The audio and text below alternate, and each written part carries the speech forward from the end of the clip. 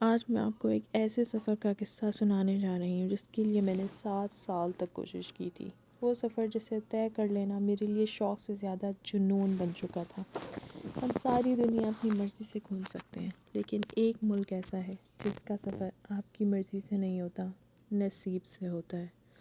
آپ کا اپنا وقت ہے اور اپنا طریقہ کار، اور یہ ہے اللہ کے گھر کا سفر۔ میں نے اپنا پاسپورٹ حج کے لیے بنوایا تھا۔ میں ہر سال حج پہ جانے کی کوشش کرتی، لیکن کوئی نہ کوئی مسئلہ آڑے آ جاتا۔ یوں 5 دفعہ حج کا موسم آیا اور بیت گیا۔ 5ویں برس میں نے عمرے کا سوچا، مگر اس پلان کو حقیقت بنتے بنتے 2 سال لگ گئے۔ حج نہ صحیح، عمرہ صحیح، مجھے بس اللہ تعالیٰ کے گھر جانا تھا۔ اس کی 2 بڑی وجوہات تھیں۔ اول، ایک مذہبی مائل سٹون پورا ہو جائے گا۔ حج اگر نہیں ہو پا رہا تو کم از کم بیت اللہ میں حاضری ہی ہو جائے گی۔ اور دوسری وجہ تھی میرا ایمان، میرا یہ یقین کہ کعبہ میں ساری دعائیں قبول ہوتی ہیں۔ جب میری کوئی دعا قبول نہ ہو پاتی تو میں اس سے کعبہ کے لیے سنبھال رکھتی تھی۔ کعبہ جا کے دعا مانگوں گی، پھر سب ٹھیک ہو جائے گا۔ یوں اللہ کے گھر جانا میری ہر دعا کا محور بن گیا۔ میں یہ بھی دعا مانگتی تھی کہ اے اللہ، جب میں کعبہ جا کے دعا مانگوں تو میری ساری دعائیں قبول کر لینا۔ میں نے اتنی دعائیں شاید کسی چیز کے لیے نہیں مانگی ہوں گی جتنی کعبہ میں دعاؤں کی قبولیت کے لیے مانگی تھیں۔ 7 سال بعد میں بالآخر کعبہ پہنچ گئی۔ میں بہت خوش تھی، مگر میں تھک بھی گئی تھی۔ میں پہلی دفعہ حرم پاک آئی تھی اور مجھے اندازہ نہیں ہوا تھا کہ وہاں اتنا چلنا ہوگا۔ چلنا میرے لیے مسئلہ نہیں تھا، میں واک کی عادی ہوں، لیکن ننگے پیر اس کی مشق مجھے نہیں تھی۔ طواف کے دوسرے چکر کے دوران مجھے پیر میں درد محسوس ہونے لگا، جیسے میرے دائیں پیر کے درمیان سے کچھ کھنچ رہا ہو، جیسے پٹھا کھینچنے کی تکلیف ہوتی ہے۔ آپ فوراً پوزیشن چینج کرتے ہیں اور وہ ٹھیک ہو جاتی ہے، مگر میں چلتے ہوئے کیا پوزیشن بدلتی؟ مجھے اسی طرح چلنا تھا، سو میں چلتی رہی۔ رش کے باعث ہم بالائی منزل کے برآمدے میں طواف کر رہے تھے۔ چوتھے چکر تک میں لنگڑانے لگی، اور جب تک ہم صحیح کرنے کے لیے اندر گئے میرا پیر ناقابل برداشت حد تک درد کر رہا تھا۔ مسئلہ یہ تھا کہ میں بریک لینے کے لیے رکنا نہیں چاہتی تھی، کیونکہ ہم پاکستان سے حالت احرام میں یہاں آئے تھے۔ کئی گھنٹوں کے سفر نے تھکا دیا تھا۔ اب جتنی جلدی عمرہ مکمل کر کے میں بستر پہ پہنچتی بہتر تھا۔ میں جو پاکستان سے ڈھیروں دعائیں سوچ کے آئی تھی، اب بس ایک ہی دعا مانگ رہی تھی کہ اے اللہ میرا درد ٹھیک کر دے۔ وہ بہت ہی تکلیف دہ رات تھی۔ میں نے لنگڑا کے اپنا عمرہ مکمل کیا، پھر ہوٹل واپسی کا سفر نانا کرتے ہوئے بھی طویل ہو گیا۔ میں باقاعدہ خود کو گھسیٹ کے چل رہی تھی۔ خیر، اپنے بستر پہ جا کے لیٹی تو بالآخر سکون آیا اور میں سو گئی۔ صبح اٹھی تو درد میں آرام تھا۔ میں خوش ہو گئی، لیکن جیسے ہی زمین پہ پیر رکھا، درد کی ٹیس عین پیر کے وسط سے اٹھی۔ پہلا قدم اٹھانے کے ساتھ ہی رات والا درد پوری شدت سے واپس آ گیا، لیکن آج مجھے کوئی پریشانی نہیں تھی۔ میں اللہ کے حرم میں تھی۔ کعبہ چند 100 فٹ کی مسافت پہ تھا۔ میں نے کئی برس تک ایک پیٹرن کے تحت زندگی گزاری تھی جو نہیں مل رہا۔ وہ کعبہ جا کے مانگوں گی تو مل جائے گا۔ میرا ایمان تھا کہ آج جب میں کعبہ جاؤں گی تو حرم کے برآمدے میں بیٹھ کے اس سیاہ خوبصورت گھر کو نظروں میں رکھ کے دعا مانگوں گی تو میرے سارے درد، میرے سارے غم ہوا ہو جائیں گے۔ اس دن میں لنگڑاتے ہوئے حرم تک پہنچی، لیکن میرا دل مطمئن تھا۔ خانہ کعبہ کو دیکھتے ہی میں نے اپنے پیر کی تندرستی کے لیے دعا مانگی۔ پھر میں نے آب زمزم پیا اور دعا مانگی۔ ہمیں یہی سکھایا گیا ہے کہ اللہ سے یقین سے دعا مانگنا ہے اور اللہ سے ضد کر کے مانگنا ہے۔ میں نے بھی 100% یقین سے مانگا تھا، اور بلکہ یہ بھی کہا کہ اللہ تعالیٰ آج رات تک آپ مجھے شفا دے دیں تاکہ میں اگلے 15 دن سکون سے آپ کی عبادت کروں، اپنی دعائیں مانگوں، اس سفر کو بہترین انداز میں گزاروں۔ میں کافی دیر مطاف میں بیٹھی دعا مانگتی رہی۔ میں نے ہر وہ طریقہ اختیار کیا جو دعا کی قبولیت میں مدد دیتا ہے۔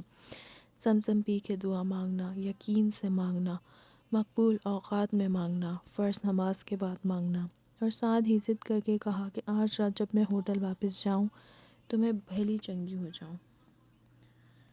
آپ کو کیا لگتا ہے کیا ہوا ہوگا؟ کیا میں رات سے پہلے ہی تندرست ہو گئی ہوں گی؟ نہیں، شام تک میرا درد 3 گنا بڑھ چکا تھا۔ تکلیف اتنی زیادہ تھی کہ چلا نہیں جاتا تھا۔ میں طواف کے لیے جانے کو اٹھتی پھر درد سے بیٹھ جاتی۔ اس روز میں نے طواف بھی نہیں کیا، بس عورتوں کی مسجد میں بیٹھی قرآن پڑھتی رہی، دعا مانگتی رہی۔ میری اکثر دعائیں میرے پیر کی صحت یابی کے لیے تھیں۔ درد بڑھنے کے باوجود مجھے یقین سا تھا کہ اگلی صبح جب میں حرم آ رہی ہوں گی تو میں بالکل ٹھیک ہوں گی، مگر اگلی صبح میں پہلے سے زیادہ تکلیف سے لڑکھڑاتی ہوئی حرم آئی تھی۔ میں اس قابل بھی نہیں رہی کہ طواف کر سکتی، بس مطاف میں بیٹھی رہی، آب زمزم پیا، خود پہ چھڑکا، سر پہ ڈالا، صدقہ کیا، دوسرے حاجیوں سے کہا کہ میرے لیے دعا کریں، خصوصاً بوڑھے حاجیوں کو، لیکن پھر بھی دعا قبول نہیں ہوئی۔ میری سمجھ میں نہیں آ رہا تھا کہ میرے ساتھ ایسا کیوں ہو رہا ہے۔ میں کعبہ میں مانگوں، وہ بھی آب زمزم کے ساتھ، اور میری دعا قبول نہ ہو۔ کعبہ جہاں بڑے سے بڑے گناہ گار کی دعا قبول ہو جاتی ہے، آب زمزم جو بڑی سے بڑی بیماری کو شفا دیتا ہے، ان سب اسباب کے باوجود میرے پیر کا درد سوا ہوتا جا رہا تھا۔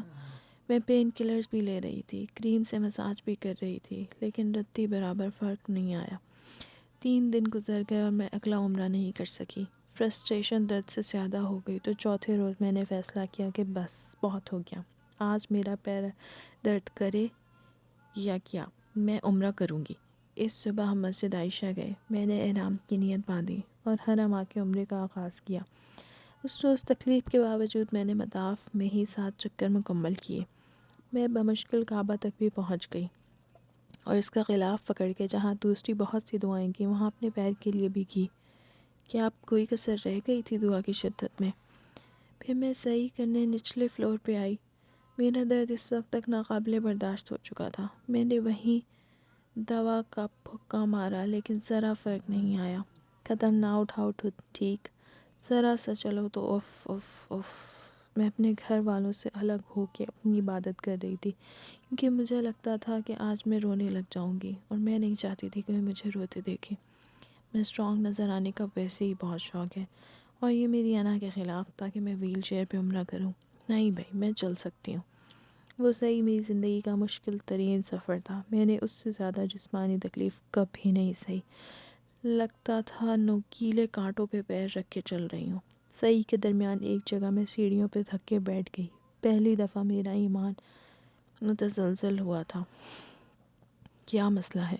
میری دعا کیوں قبول نہیں ہو رہی تھی؟ کیا میں کچھ ایسا غلط کر رہی تھی جو میری دعاؤں کی قبولیت کے راستے میں رکاوٹ بن گیا تھا؟ کیونکہ یقیناً میری ہی دعا میں کمی ہوگی، ورنہ یہاں اس جگہ دعا کی جائے تو کیسے نہ قبول ہوتی۔ اگر میری یہ دعا قبول نہیں ہو رہی تو میری باقی دعاؤں کا کیا؟ میرا دل ایک دم خالی ہو گیا۔ میں جسمانی تکلیف کے ساتھ شدید ذہنی ٹراما سے بھی گزر رہی تھی۔ میں نے کئی برس ایک یقین کے ساتھ گزارے تھے، جتنی دعائیں پاکستان میں بار بار مانگنے کے باوجود پوری نہیں ہوئی تھیں۔ مجھے امید تھی کہ ایک روز جب میں اللہ کے گھر جاؤں گی تو اللہ وہاں میری دعا رد نہیں کرے گا، لیکن یہاں تو سب ہی الٹا ہو گیا۔ اپنے دوسرے عمرے کے دوران میرے ہونٹوں سے یہ 2 الفاظ نکل رہے تھے، اللہ تعالیٰ ہیل می۔ ان 2 الفاظ میں میرے ہر جسمانی اور روحانی مسئلے کا حل تھا، لیکن درد کم ہی نہیں ہو رہا تھا۔ میں دوائیں لیتی رہی، کریم کی مالش کرتی رہی، مگر درد ٹھیک نہ ہوا۔ ہر وقت نیند سی آئی رہتی لیکن آرام نہ آتا۔ اگلے چند دن میں نے عمرہ نہیں کیا، صرف طواف کر لیتی۔ کبھی کبھار اس کے بھی 7 چکر پورے نہ ہو پاتے کہ پیر جواب دے جاتا۔ یہاں تک کہ ہم مدینہ آ گئے۔ مدینہ آ کے میں نے اپنے کزن کو فون کیا جو UK میں آرتھوپیڈک سرجن ہے۔ اس نے سنتے ہی کہہ دیا کہ تمہیں پلانٹر فیشیائٹس ہوا ہے یا تمہیں ریسٹ کی ضرورت ہے، تم نے کم از کم 2-3 دن تک بالکل نہیں چلنا۔ میں نے دل ہی دل میں اسے شدید برا بھلا کہا۔ آخر میں یہ کیسے کر سکتی تھی؟ میں مدینہ میں ہو کے روزہ مبارک پہ حاضری نہ دوں؟ لیکن اس نے کہا کہ اگر میں 2 سے 3 دن ریسٹ کر لوں تو میرے باقی دن سکون سے گزر سکتے ہیں، ورنہ ہر روز درد بڑھتا جائے گا۔ میں نے اس کی بات مان لی۔ میں ویل چیئر پہ آ گئی۔ ویل چیئر پہ 3 دن مسجد نبوی جاتی رہی۔ پیر کا درد کم ہونے لگا لیکن اس عبادت کا مزہ ہی نہیں آتا تھا۔ پھر بھی میں بالآخر خود کو ایک آخری عمرے کے لیے تیار کر رہی تھی۔ اب ہم نے مکہ سے 2 دن کے لیے جانا تھا اور پھر واپسی تھی۔ اگر میں اچھا ریسٹ کر لوں تو کم از کم ایک آخری عمرہ درد کے بغیر کر لوں گی۔ مکہ واپس جانے سے 1 دن پہلے میں اپنے پیروں پہ مسجد نبوی گئی۔ وہ دن میرا ٹھیک گزرا۔ میرا پیر بہت بہتر تھا، اسے صرف آرام نے بہتر کیا تھا۔ ہلکا سا درد تھا لیکن یہ قابل برداشت تھا۔ مسجد نبوی میں زیادہ چلنا نہیں پڑتا تھا، سو مجھے لگا میں بہتر ہو رہی ہوں۔ میں خوش تھی، میں اپنا تیسرا اور آخری عمرہ تندرستی سے کر سکوں گی۔ میں نے خوب آرام بھی کیا، اچھی غذا بھی کھائی، میں اپنی توانائی اس آخری عمرے کے لیے بچا رہی تھی۔ لیکن کیا واقعی؟ میں اپنی طرف سے خود کو تندرستی کا سرٹیفکیٹ دے کر مدینہ سے بس میں سوار ہوئی۔ احرام باندھ رکھا تھا، چند گھنٹے بعد میں مکہ میں ہوں گی۔ میں ایکسائٹڈ تھی، میں تندرست محسوس کر رہی تھی، اور سفر کے عین بیچ میں ایک دم سے مجھے بخار چڑھنے لگا۔ گلا پچھلی رات سے ہی خراب لگ رہا تھا لیکن میں نے اگنور کیے رکھا تھا۔ بس میں جانے کیا ہوا، 2 گھنٹوں کے اندر اندر بخار اور فلو سے میری حالت بری ہو گئی۔ راستے کے لیے کوئی بخار کی دوا بھی نہیں رکھی تھی، ساری دوائیں پیر کے درد کے لیے رکھی تھی۔ وہ اب ٹھیک ہوا تو جسم کا درد، بخار، فلو۔ میں وہیں بس میں بیٹھے بیٹھے رونے لگ گئی۔ اللہ تعالیٰ میرے ساتھ ایسا کیوں ہو رہا ہے؟ میں تھی جو سب گھر والوں سے کام چھڑوا کے ان کے عمرے کے لیے لے کر آئی تھی۔ پیپرز بنوانے سے لے کر ایک ایک بکنگ کروانے تک میں نے ہر کام کی ذمہ داری لے رکھی تھی تاکہ کوئی مسئلہ درپیش نہ آئے۔ اور اب جب سب مزے سے اپنے اپنے عمرے کر رہے تھے، کیا میں ایک عمرہ بھی تندرستی سے نہیں کر سکتی تھی؟ کیا ہر دفعہ میری طبیعت خراب ہو جانا ضروری تھا؟ میرا قصور کیا تھا؟ بہت ہی کوئی بے بسی والی کیفیت تھی، ٹراما لگ رہا تھا۔ میں اس رات مکہ پہنچ کے سیدھی حرم نہیں گئی بلکہ ہوٹل جا کے نیند کی دوا لے کر سو گئی۔ اگلی صبح میں اٹھی تو ہوٹل میں کوئی نہیں تھا، سب نے رات میں عمرہ کر لیا تھا اور اب سب اپنی اپنی عبادت کے لیے حرم جا چکے تھے۔ آج مجھے حرم اکیلے جانا تھا، مگر میں وہیں بستر پہ لیٹی سوچتی رہی کہ میرے ساتھ یہ سب کیا ہوا ہے۔ میں اتنے سال سے جس حاضری کے لیے اتنی مضطرب ہو رہی تھی، اس میں اللہ تعالیٰ مجھے اتنی تکلیف سے کیوں گزار رہا ہے؟ اللہ تعالیٰ میرے ساتھ یہ کیوں کر رہا ہے؟ جب پیر قدرے بہتر ہوا تو بخار اور فلو، کچھ غلط تھا۔ اس ساری ایکویشن میں کہیں تو غلطی ہو رہی ہے، کچھ ہے جو مجھے سمجھنا ہے۔ میں اپنے بارے میں ایک بات جانتی ہوں، میرے اندر کئی خامیاں ہیں، میری کئی عادتیں میرے ارد گرد کے لوگوں کو نہیں پسند، لیکن ایک خوبی میرے اندر ہے۔ میں جب بھی زندگی میں ہارتی ہوں، مجھے تنہا بیٹھ کے سیلف انالیسس ضرور کرتی ہوں، غلطی کہاں ہوئی۔ میں اس بات کا سر پکڑنے کی کوشش ضرور کرتی ہوں۔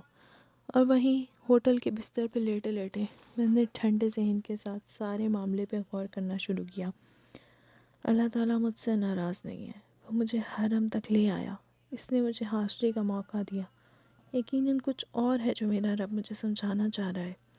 پھر ایک دم سے وہیں لیٹے لیٹے ایک عجیب بات میرے ذہن میں آئی، ایک انکشاف زندگی کے بارے میں اس وقت میرے اوپر ہوا تھا۔ شاید آپ سوچ رہے ہوں کہ ایک پلان ہم بناتے ہیں اور ایک پلان تقدیر بناتی ہے وغیرہ ٹائپ کا کوئی سبق میں آپ کو دینے جا رہی ہوں۔ نہیں، بالکل نہیں۔ بس اس ایک لمحے میں نے کچھ سمجھ میں آ گیا تھا۔ میں اٹھی، وضو کیا، دوائیوں کا بیگ نکالا، ہر دوا کی 2 گولیاں باہر نکالی، pain killers, Panadol, flu tab, سب کے پھکے مارے، پانی پیا اور تنہا باہر نکلی۔ کبوتر چوک میں چند قدم چلنے کے بعد احساس ہونے لگا کہ کمزوری بہت ہے، لیکن خیر ہے، میں نے راستے سے 10 ریال کے انگور لیے، لیکن بمشکل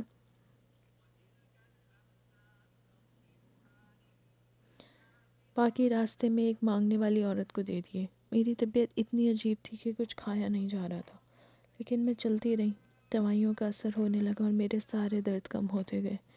میں نے اس روز کعبہ کو دیکھتے ہی دعا مانگی کہ اللہ تعالیٰ، میں نے وہ سبق سیکھ لیا ہے جو آپ نے مجھے دیا ہے، بس میرا عمرہ ہونے دے اللہ تعالیٰ، عمرے کے دوران مجھے تکلیف نہ دینا، باقی بات میں دیکھی جائے گی۔ عمرہ کرتے وقت میں تندرست نہیں تھی، لیکن مجھے تکلیف بھی نہیں ہو رہی تھی۔ پیر کا درد کیا، مجھے اپنے پیر بھی نہیں محسوس ہو رہے تھے۔ میں نے جیسے تیسے عمرہ کر لیا اور جیسے ہی مطاف میں کعبہ کے سامنے بیٹھی، سارے درد لوٹ آئے، سر کا درد، جسم کا درد، پیر کا درد، کھانسی، چھینکیں، سب واپس آ گیا۔ اگلے روز ہم واپس پاکستان آ گئے۔ آج اس عمرے کو 1.5 برس گزر چکا ہے، لیکن میرے پیر کا درد ابھی تک نہیں ٹھیک ہوا۔ شروع میں وہ ریسٹ سے بہتر ہو گیا، لیکن آج کل پھر سے واپس آ گیا۔ اب میں فزیو تھیراپی کروا رہی ہوں، جس سے امید ہے 1-2 ماہ میں وہ ختم ہو جائے گا۔ مگر جو سبق میں نے سیکھا وہ آج تک میرے ساتھ ہے۔ وہ کیا تھا؟ کچھ دیر کے لیے میری کہانی کو روک کے آپ کی کہانی کی طرف آتے ہیں۔ اگر آپ میری طرح ہیں تو آپ کا اللہ تعالیٰ سے سب سے مضبوط رابطہ دعا کی صورت میں ہوتا ہوگا۔ آپ کو لگتا ہوگا کہ دعا ہر چیز بدل سکتی ہے یا آپ کے حالات ٹھیک کر سکتی ہے۔ جب آپ شدید اداس ہوتے ہوں گے یا کسی چیز کی تڑپ آپ کو بے چین کرتی ہے تو آپ اللہ تعالیٰ سے دعا مانگتے ہوں گے، کبھی رو کے، کبھی روئے بغیر، کبھی یقین کے ساتھ، کبھی آنسوؤں کے ساتھ۔ لیکن کچھ دعائیں قبول نہیں ہوتی۔ کیا آپ کی بھی کوئی ایسی دعا ہے جو قبول نہیں ہو رہی؟ ایک شے جس سے آپ دن رات اللہ سے مانگ رہے ہیں، جس کی کمی آپ کو اداس رکھتی ہے، وہ ایک شے آپ کے حالات بدل سکتی ہے، لیکن وہ آپ کو نہیں ملتی۔ آپ کے حالات نہیں بدلتے۔ کبھی کبھی آپ تھک کے دعا مانگنا چھوڑ دیتے ہیں۔ ایسا نہیں ہے کہ آپ کو دعا پہ یقین نہیں رہا، بس اب اسے مانگنے کی ہمت نہیں رہی۔ آپ کمپرومائز کر لیتے ہیں کہ یہ میرے لیے نہیں ہے، مجھے نہیں ملے گا، سو آپ اس شے کے بغیر روکھی پھیکی زندگی گزارنے لگتے ہیں۔ یا آپ یہ سوچتے ہیں کہ میں ایسا کیا غلط کر رہا ہوں جو یہ دعا قبول نہیں ہو رہی۔ نہ میں حرام کھا رہا ہوں، نہ میری عبادتوں میں کوئی کمی ہے، میں قبولیت کے اعلیٰ ترین اوقات میں دعا مانگ رہا ہوں۔ پھر شاید یہی وجہ ہوگی کہ وہ میرے لیے اچھی نہیں ہے، اللہ کی مصلحت۔ لیکن ہر دفعہ دل اس توجہ کو نہیں مانتا۔ کیا ضروری ہے کوئی دعا اس لیے قبول نہ ہو رہی ہو کہ وہ ہمارے لیے اچھی نہیں ہے؟ مجھے بتائیں، عمرہ کرنے کے لیے میری پیر کی تندرستی میرے لیے کیسے اچھی نہیں ہو سکتی تھی؟ اللہ تعالیٰ چاہتا تو اسے میرے لیے اچھا بنا دیتا۔ اللہ چاہے تو آپ کی محبوب شے یا شخص آپ کے حق میں اچھا ہو جائے، لیکن پھر بھی وہ نہ ملے تو بندہ کیا کرے؟ اب آتے ہیں اس سبق کی طرف جو اس واقعے سے میں نے سیکھا۔ آپ نے اسکول کی سائنس میں کیمیکل ری ایکشن کے بارے میں پڑھا ہوگا کہ کیسے ایک کیمیکل کو دوسرے میں انڈیلا جاتا ہے، دونوں مل کے کوئی نئی چیز بنا دیتے ہیں۔ لیکن بعض کیمیکل آسانی سے نہیں گھلتے ملتے، تو ایک چھوٹی سی چیز ان کے اندر ڈالی جاتی ہے جو ان کو تیزی سے آپس میں ملا دیتی ہے۔ اس چیز کو کیٹلسٹ کہتے ہیں۔ یا اگر آپ کو سائنس زیادہ یاد نہیں تو کبھی چنے پکائے ہیں آپ نے؟ چنے سخت ہوں تو صرف پانی میں نہیں ابلتے، ان کو نرم کرنے کے لیے ہم میٹھا سوڈا ڈال کے انہیں ابالتے ہیں۔ یہ وہ جلدی گلتے ہیں اور ان کا کچا پن بھی ختم ہو جاتا ہے۔ یہ میٹھا سوڈا ایک کیٹلسٹ ہوتا ہے۔ کیٹلسٹ وہ شے ہے جو کسی عمل کو تیز کرنے میں مدد دے۔ اور دعا کیا ہوتی ہے؟ یہ چنے، پانی، آگ جیسی نہیں ہوتی۔ دعا کیٹلسٹ ہوتی ہے۔ دعا میٹھا سوڈا ہوتی ہے جو ایک عمل کو تیز کرتی ہے۔ لیکن صرف دعا مانگنے سے چنے نہیں گلتے۔ سوکھے چنوں پہ میٹھا سوڈا لگا کے رکھو تو کیا وہ گل جائیں گے؟ نہیں۔ پہلے چنوں کو کافی دیر بھگونا پڑتا ہے، پھر ان میں پانی ڈالتے ہیں، پھر نیچے آگ جلانی پڑتی ہے۔ دعا صرف اس عمل کو تیز کرنے میں مدد دیتی ہے جس شروع آپ کے ہاتھوں نے خود کیا ہوتا ہے۔ دعا خود سے کچھ نہیں کرتی۔ دعا کو درکار ہوتا ہے ایک پہلے سے جاری عمل جس کے اندر وہ مکس ہو کے اسے ممکن بنائے۔ اب آتے ہیں میری طرف۔ میری غلطی کیا تھی؟ میں 7 برس تک حرم کعبہ کے سفر کی کوشش کرتی رہی۔ مجھے لگتا تھا کہ وہاں جا کے ساری دعائیں قبول ہوتی ہیں، اور مجھے درست لگتا تھا کعبہ میں واقعی دعائیں قبول ہوتی ہیں، لیکن دعاؤں کو پہلے سے جاری عمل چاہیے ہوتا ہے۔ اور میں آگ جلائے بغیر، چنے بھگوئے بغیر دعا مانگ رہی تھی، کیونکہ میں یہ چاہتی تھی کہ خدا خود زمین پہ آئے اور میرا مسئلہ حل کرے۔ میں یہ سمجھتی تھی کہ اگر میں دعا مانگوں گی تو اللہ تعالیٰ میرے لیے ایک فرشتہ بھیجے گا جس کے پاس معجزاتی چھڑی ہوگی۔ وہ میرے پیر کی طرف اشارہ کر کے چھڑی گھمائے گا اور ایک لمحے میں سب کچھ ٹھیک ہو جائے گا، فیری ٹیل اینڈنگ ہو جائے گی۔ مگر ایسا نہیں ہوتا۔ خدا ہماری ایسی دعاؤں کے جواب میں ہمارے لیے معجزے نہیں اتارتا، کیونکہ اس نے ہمیں ایک معجزہ بہت پہلے دے رکھا ہے۔ وہ معجزہ میرے پاس بھی تھا، اور وہ کیا تھا؟ میری عقل اور سمجھ بوجھ۔ وہ معجزہ میں خود ہوں۔ میں خود اپنی زندگی کا معجزہ ہوں۔ میں ہی اپنا کرشمہ ہوں۔ اللہ تعالیٰ کسی کی حالت نہیں بدلتا جب تک کہ وہ خود اپنی حالت نہ بدلنا چاہے۔ میں اپنا پیر خود ٹھیک کر سکتی تھی اگر میں چاہتی۔ اللہ تعالیٰ نے مجھے سب کچھ دے رکھا تھا، مجھے عمل خود شروع کرنا تھا۔ دعا مدد کرتی ہے، ہمت دیتی ہے، طاقت دیتی ہے، لیکن وہ آپ کے حالات کبھی نہیں بدلے گی اگر آپ خود اپنے حالات بدلنے کے لیے ہاتھ پیر نہیں ہلائیں گے۔ یہ کاز اور ایفیکٹ کے قانون پہ چل رہی ہے۔ کاز اور ایفیکٹ کا قانون جانتے ہیں آپ؟ اس کا مطلب یہ ہے کہ ایک عمل دوسرے عمل کو جنم دیتا ہے، ایک عمل وجہ بنتا ہے دوسرے عمل کے اثر انداز ہونے کی۔ اللہ تعالیٰ اس دنیا کو جادو سے وجود میں نہیں لایا تھا۔ اگر یہ دنیا جادو یا کرشموں کی بنیاد پہ بنتی تو اللہ تعالیٰ اسے پلک جھپکنے میں بنا لیتا۔ وہ اس پہ قادر ہے، لیکن اس نے دنیا کو اس قانون کے تحت بنایا ہے جس پہ اس سے آگے چلنا تھا۔ اللہ تعالیٰ نے اس دنیا کو 7 دن اور 6 راتوں میں بنایا۔ اس نے کہا کن، اس سے ایک عمل کی ابتدا ہوئی، ایک عمل نے دوسرے عمل کو جنم دیا۔ یوں یہ دنیا ایک سیارے میں ڈھلتی گئی، ایک شے سے دوسری شے نکلتی گئی۔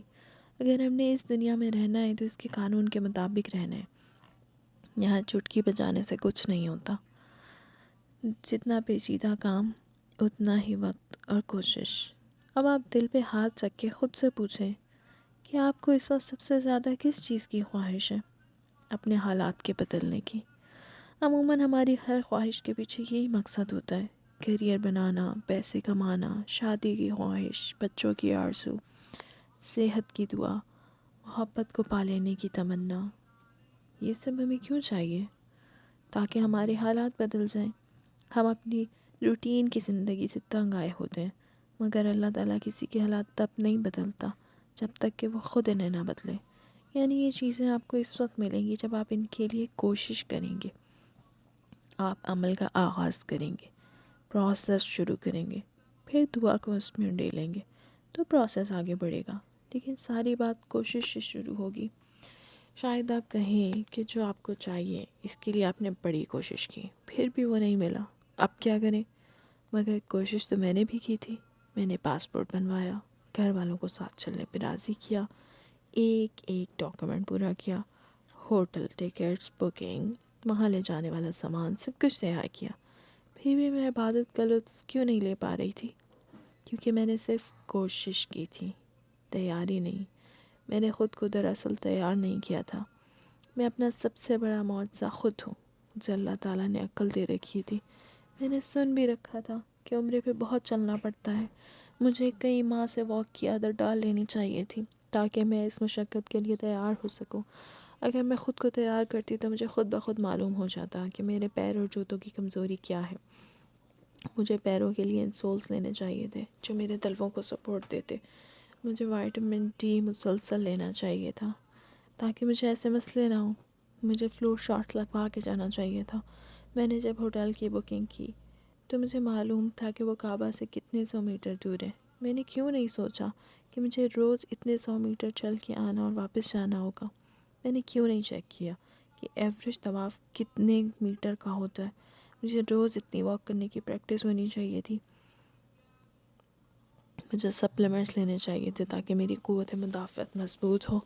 مجھے اللہ تعالیٰ نے انٹرنیٹ دے رکھا تھا، دماغ دے رکھا تھا، تیاری کی مالی استطاعت دے رکھی تھی، سارے معجزے میرے پاس تھے۔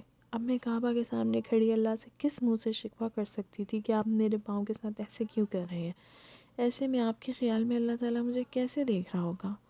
کیا یہ کہ کیا چاہتی ہے؟ میں زمین پہ آ جاؤں اس کے لیے؟ میں فرشتے اتاروں اس کے لیے؟ میں نے اس کو سب کچھ دے رکھا ہے۔ اس نے خود یہ چیلنج مول لیا ہے، پھر اس نے خود کو اس چیلنج کے لیے تیار کیوں نہیں کیا؟ کیا آپ نے خود کو اس نعمت کے لیے تیار کیا ہے جس کو حاصل کرنا آپ کی سب سے بڑی خواہش ہے؟ مثلاً آپ کی شادی کا نہ ہونا اس وقت آپ کا سب سے بڑا مسئلہ ہے۔ جو ملتا ہے یہی پوچھتا ہے، آپ سے نہیں تو والدین سے، اور یہ سوالات آپ کو ڈپریشن میں دھکیل رہے ہیں۔ آپ کو لگتا ہے شادی ہو جائے گی تو سب ٹھیک ہو جائے گا، لیکن کیا آپ نے شادی کی تیاری کی ہے؟ نہیں، میری مراد جہیز یا گھرداری سیکھنے سے نہیں ہے۔ اگر آپ مرد ہیں تو میرا اشارہ آپ کی جاب یا مالی حیثیت کی طرف نہیں ہے۔ کیا آپ نے خود کو ایک ریلیشن شپ کے لیے تیار کیا ہے؟ کیا آپ نے جسمانی طور پہ خود کو بہتر کرنے کے لیے محنت کی ہے؟ اور بالکل بھی سوشل میڈیا کے ان اقوال زنی پہ یقین نہ کریں جو کہتے ہیں آپ جیسے ہیں ویسے ہی ٹھیک ہیں۔ نہیں، اگر آپ نے خود کو گروم نہیں کیا، معاشرے کے آداب و اطوار نہیں سیکھے، اپنی ذاتی صفائی پہ توجہ نہیں دی، اپنی صحت اور فٹنس کو بہتر نہیں کیا، خود کو آپ پناہ سنوار کے صاف ستھرا نہیں رکھ سکتے، تو آپ شادی کے بعد یہ کیسے کریں گے؟ کیونکہ میلے کچیلے بے ڈھنگے اور بنیادی مینرز سے نابلد شریک حیات فوراً دل سے اتر جاتا ہے۔ کیا آپ کو معلوم ہے ریلیشن شپ کیسے چلتے ہیں؟ اگر آپ اس لیے شادی کرنا چاہتے ہیں کہ آپ کو وہ خوشیاں دے گی جو ابھی آپ کی زندگی میں نہیں ہیں، تو آپ غلط ہیں۔ ریلیشن شپ اس لیے نہیں بنائے جاتے کہ شریک حیات ایک دوسرے کو خوشی دیں۔ شادی اس لیے نہیں کی جاتی کہ آپ کو اس سے خوشی ملے، اس لیے کریں گے تو کبھی خوش نہیں رہیں گے۔ شادی یا ریلیشن شپ تب کامیاب ہوتا ہے جب دو لوگ اپنے اپنے اندر کی خوشی ایک تعلق میں انڈے لیں، پھر دونوں کو سکون ملتا ہے۔ دوسری صورت میں تعلق ٹاکسک بن جاتا ہے۔ آپ کو شادی کی آرزو ہے، اچھی بات ہے، سب کو کسی نہ کسی مقام پہ ہوتی ہے، لیکن کیا آپ کو ریلیشن شپ کی الف بے معلوم ہے؟ کیا آپ نے ایک ہائی ویلیو شادی شدہ تعلق کو سمجھنے کے لیے ایک بھی کتاب پڑھی ہے؟ شادی کے بعد ایک باعزت اور ہائی ویلیو پارٹنر کیسے بنا جاتا ہے اور کیسے خود کو ٹاکسک ہونے سے بچایا جا سکتا ہے؟ کیا کبھی آپ نے خود کو اس شے کے لیے تیار کیا ہے؟ کیا آپ کے نزدیک شادی کی تیاری کپڑے خریدنے، جہیز کرنے اور دلہن بننے کے لیے دبلے پتلے ہونے کا نام ہے؟ اگر آپ کے بچے نہیں ہیں تو شاید آپ کو لگتا ہو کہ اولاد ہونے کے بعد آپ کی زندگی کے سارے مسئلے حل ہو جائیں گے، آپ کے گھر میں خوشی آئے گی، خاندان میں آپ کی اہمیت بنے گی۔ لیکن کیا آپ بچوں کے لیے تیار ہیں؟ بچے ذمہ داری کا دوسرا نام ہے۔ کیا آپ نے خود کو ذمہ دار بنانا شروع کیا ہے؟ کیا آپ نے جسمانی طور پہ خود کو تیار کرنا شروع کیا ہے؟ کیا آپ سپلیمنٹس اور ایکسرسائز وغیرہ سے اپنے جسم کو اس مشقت کے اٹھانے کے لیے تیار کر رہے ہیں؟ کیا آپ بطور میاں بیوی آپ نے اپنے آپس کے مسئلے حل کر لیے ہیں؟ آپ کے پاس پیسے نہیں ہیں، آپ محنت کر رہے ہیں اس مقام پہ پہنچنے کی جب آپ کے پاس بہت سے پیسے ہوں گے، لیکن کیا آپ اس پیسے کے لیے تیار ہیں؟ کیا آپ نے پلاننگ کی ہے کہ کتنا بچانا ہے، کتنا خرچ کرنا ہے اور کتنا مزید انویسٹ کرنا ہے؟ اگر ابھی آپ کے مالی حالات اچھے نہیں ہیں لیکن پھر بھی آپ کو فضول خرچے کی عادت ہے، تو آپ آگے کیسے پیسے جوڑیں گے؟ شاید اسی لیے رزق کا راستہ کھل نہیں رہا، کیونکہ آپ کے پاس جو ہے آپ کو اس کی قدر کرنا نہیں آ رہا۔ آپ کو ایک نیک مسلمان بننا ہے، لیکن اس کے لیے آپ نے کیا کیا ہے؟ جسمانی اور روحانی پاکیزگی کے لیے کیا کیا ہے؟ آپ ایک ایسے انسان بننا چاہتے ہیں جس سے محبت کریں سب، جس کی شخصیت سحر انگیز ہو، لیکن وہ بننے کے لیے آپ نے کیا کیا ہے؟ کتنی تیاری کیا ہے؟ کیا صرف صبح خیزی کی عادت ڈالنی شروع کی ہے آپ نے؟ ہمارا مسئلہ یہ ہے کہ ہمیں اپنے حالات بدلنے ہیں، لیکن ہم بدلے ہوئے حالات کے لیے تیار نہیں ہیں، نہ ذہنی طور پہ نہ جسمانی طور پہ۔ یا تو ہم کوشش نہیں کر رہے، اور اگر کر رہے ہیں تو صرف حالات کو بدلنے کی۔ حالات اللہ تعالیٰ نے بدلنے ہیں، ہم نے دراصل خود کو بدلنا ہے۔ جس دن آپ خود کو بدل لیں گے اس دن حالات بھی بدلنے لگیں گے۔ یہ بات آپ لکھ کے رکھ لیں، گھول کے پی لیں۔ جب تک آپ اپنی کمزوریوں کو نہیں جانیں گے، ان کو دور نہیں کریں گے، کچھ نہیں بدلے گا۔ اور کمزوریوں کو جاننے کے لیے خود سے ملنا پڑتا ہے، انہیں دور کرنے کے لیے خود سے محبت کرنی پڑتی ہے۔ جب تک آپ کو اپنے اندر کے انسان سے محبت نہیں ہوگی، اللہ کی مخلوق سے محبت نہیں ہوگی، مخلوق سے محبت نہیں ہوگی تو اللہ سے نہیں ہوگی۔ مجھے ہر روز ای میلز اور پیغامات موصول ہوتے ہیں جن میں لڑکیاں اور لڑکے لکھتے ہیں کہ وہ ڈپریشن کا شکار ہیں، ان کی زندگی میں بہت اداسی ہے، تلخی ہے، ایسے میں وہ کیا کریں؟ میرے لیے ایسی ای میل کا جواب دینا ممکن نہیں ہوتا، اس لیے میں صدور کے ذریعے ان سے پوچھنا چاہتی ہوں کہ اگر آپ اداس ہیں تو آپ نے اس اداسی کو دور کرنے کے لیے کچھ کیا؟ مجھے ای میل کر دی بس؟ ایک تو دوستوں کے سامنے فرسٹریشن نکال دی، خود سے کیا کیا، ہاتھ پیر ہلائے، اداسی کی وجہ ڈھونڈی، اس وجہ کو دور کرنے کے لیے محنت کی، اپنے آپ کو مثبت کاموں میں مصروف کرنے کی کوشش کی، یا اگر کلینکل ڈپریشن ہے تو اس کو دور کرنے کے لیے کیا کیا؟ سائیکالوجسٹ کے پاس گئے؟ نہیں گئے۔ کیوں؟ گھر والے نہیں مانتے، تو ان کو منانے کے لیے کیا کیا؟ اپنے لیے آواز اٹھائی۔ آج کل تو آن لائن بھی سائیکالوجسٹ ہیلپ مل جاتی ہے، کیا افورڈ نہیں کر سکتے؟ تو افورڈ کرنے کے لیے کیا کیا؟ مجھے ای میل کر سکتے ہیں تو انٹرنیٹ ہے آپ کے پاس، مفت میں مواد ڈاؤن لوڈ ہو سکتا ہے، ایپس ہیں، کتابیں ہیں، کوگنیٹیو بیہیویئر تھیراپی کی ایکسرسائز سے انٹرنیٹ بھرا پڑا ہے۔ اور اگر ایسی مدد چاہیے جو پیسے سے آتی ہے تو وہ پیسے جمع کرنے کے لیے کیا کیا؟ اپنے خرچے کم کیے؟ کچھ کیا آپ نے سوائے اپنے دوستوں سے مفت کی کاؤنسلنگ مانگنے کے؟ مجھے ای میل کرنا یا اپنے دوست کو گھنٹہ گھنٹہ اپنے مسائل کی داستان سنانا اس مسئلے کا حل نہیں ہے۔ مدد مانگنا اس مسئلے کا حل نہیں ہے۔ آپ اپنا معاوضہ بھی خود ہیں، اپنی جادو کی چھڑی بھی خود ہیں۔ آپ کے فیصلے ہی آپ کی زندگی کو بدلیں گے۔ آپ کی سب سے بڑی دعا شاید اس وقت قبول ہوگی جب آپ اس کے لیے تیار ہوں گے۔ نئے حالات کی تیاری کے لیے پرانی روٹین کو توڑنا ہوتا ہے۔ آپ کو کچھ نیا کرنا ہوگا، کچھ ایسا جو آپ پہلے نہیں کرتے تھے۔ دنیا کاز اور ایفیکٹ پہ چلتی ہے، ہر عمل سے نیا عمل نکلتا ہے، ہر فیصلہ آپ کے راستے کو کسی ایک طرف موڑ دیتا ہے۔ آج آپ جب اس کتاب کو بند کریں تو اس بات کو یاد کر لیں کہ آپ کو جو بھی چیز چاہیے اس کے لیے آپ نے آج سے تیاری شروع کرنی ہے۔ اپنی روٹین میں نئی چیزوں کو شامل کریں، exercise, walk, yoga, self grooming اور وہ تمام چیزیں جو خود سے محبت کی دائرہ کار میں آتی ہیں اور جو آپ کے آگے اس کتاب میں بھی پڑھیں گے۔ ان چیزوں کو اپنی زندگی میں شامل کریں۔ آج آپ نے کوئی نئی عادت نہیں سیکھنی، بلکہ نئی عادتیں سیکھنے کا عہد خود سے لینا ہے۔ اس کتاب کے ہر باب میں آپ کو ہر روز اپنی زندگی میں شامل کرنے کے لیے ایک چھوٹی سی چیز سکھائی جائے گی۔ آج کا باب آپ کو اس تبدیلی کے لیے راضی کرنے کو لکھا گیا تھا۔ آپ کے حالات صرف تب بدلیں گے جب آپ اپنی زندگی میں نئی عادات اور نئے آداب کو داخل کریں گے۔ کیا آپ اس کے لیے تیار ہیں؟ نئی چیزیں اپنانے کا خیال انسان کو سب سے پہلے خوف دلاتا ہے۔ آپ کو بھی سوچ کے خوف ہی آئے گا، مگر آپ کس بات سے ڈرتے ہیں کہ کہیں یہ نئی چیزیں آپ کی زندگی کو الٹ پلٹ نہ کر دیں؟ آپ کو کیا معلوم ہے کہ آپ کی زندگی الٹ جانے کے بعد پہلے سے خوبصورت نہیں ہو جائے گی؟ آج کے سوالات: ذاتی زندگی کے لحاظ سے آپ کی سب سے بڑی خواہش کیا ہے؟ آپ نے ابھی تک اس خواہش کو پورا کرنے کے لیے کیا کیا ہے؟ آپ نے اس خواہش کو پورا کرنے کے لیے ایسا کیا نہیں کیا جو کرنا چاہیے تھا؟ جو کام آپ ابھی تک نہیں کر سکے وہ کس رکاوٹ کے باعث نہیں کر سکے؟ اس رکاوٹ ڈالنے والی شے، عادت، سستی کو دور کرنے کے لیے آپ کو کیا کرنا چاہیے؟ جاب، ورک لائف، تعلیم کے حوالے سے آپ کا سب سے بڑا گول کیا ہے؟ آپ نے ابھی تک اس گول کو پورا کرنے کے لیے کیا کیا ہے؟